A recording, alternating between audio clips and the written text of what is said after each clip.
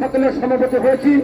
Fascist সরকার শেখ হাসিনার কারা নির্যাতিত আমাদের প্রিয় নেতা জননেতা ঢাকা মহানগর বিএনপির সাবেক সিনিয়র যুগ্ম সম্পাদক হাবিবের মুক্তির দাবিতে আমরা সমবেত হয়েছি। সাবেক কমিশনার ঢাকা মহানগর বিএনপির সাবেক সহসভাপতি, বর্তমানে ঢাকা মহানগর বিএনপির অন্যতম সদস্য, আন্দোলন সংগ্রামের আরেক সাহসী সৈনিক, আমাদের প্রিয় নেতা বীর মুক্তিযোদ্ধা গোলাম হোসেনের মুক্তির দাবিতে আমরা এখানে উপস্থিত হয়েছি। আমরা আজকে উপস্থিত হয়েছিলাম আমাদের স্বেচ্ছাসেবক দল ঢাকা মহানগর বিএনপির সাংগঠনিক সম্পাদক উমর ফারুকের মুক্তির দাবিতে। আল্লাহর রহমতে উমর ফারুক মুক্ত হয়ে আমাদের মাঝে ফিরে এসেছে। আবার রাজপথ উত্তপ্ত হবে, আন্দোলন সংগ্রাম করবে। উমর ফারুককে আমরা অভিনন্দন মোবারকবাদ জানাই। প্রিয় নেতৃবৃন্দ, যত মামলা হামলা দেন না কেন, যত অত্যাচার নিবেদন করো না কেন, বাংলাদেশের জনগণকে দাবিয়ে রাখতে পারবে না।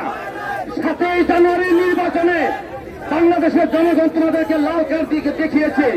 বিএনপি নেতা কর্মীদেরকে ধরে ধরে কারাবরণ করলেই এই আন্দোলন থেমে যাবে না। এই আন্দোলন চলমান, এই আন্দোলন চলতে থাকবে যতক্ষণ না পর্যন্ত শেখ হাসিনা পদত্যাগ নিশ্চিত না হবে, ততক্ষণ আমাদের এই আন্দোলন চলবে।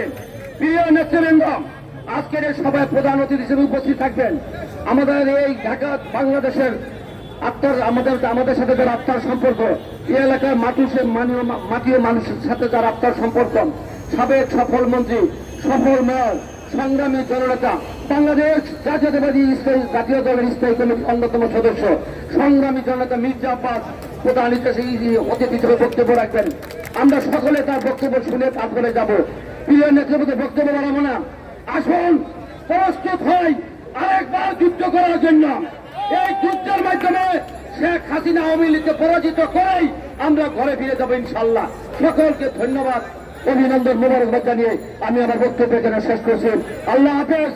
বাংলাদেশ জিন্দাবাদ, বাংলাদেশ জাতীয়তাবাদী দল জিন্দাবাদ, শহীদ জিয়া অমর হোক, দেশনেত্রী বেগম খালেদা জিয়া জিন্দাবাদ, আগামী দিনের রাষ্ট্রনায়ক তারেক রহমান জিন্দাবাদ জিন্দাবাদ। সকলকে ধন্যবাদ। আসসালামু আলাইকুম রহমতুল্লাহ বরকাতুহ।